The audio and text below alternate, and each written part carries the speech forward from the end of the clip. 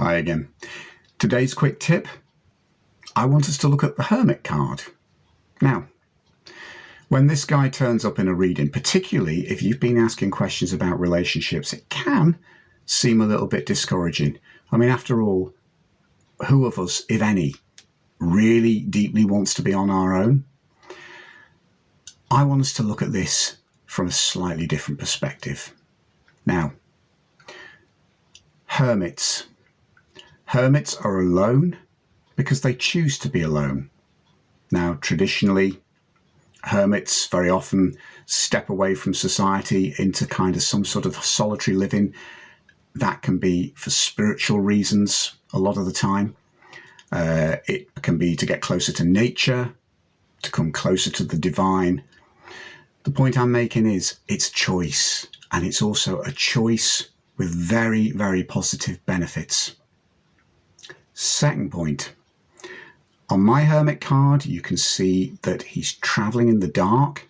He's on top of a high mountain, but he's got everything he needs to light his way. He's got his lamp.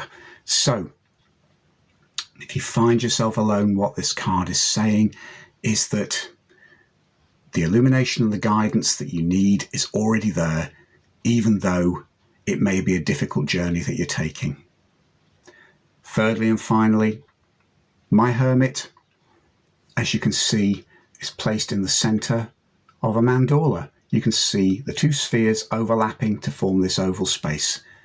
And that's where the Hermit is. Now, the mandala is a symbol of healing and a symbol of wholeness. So once again, don't be discouraged by this card.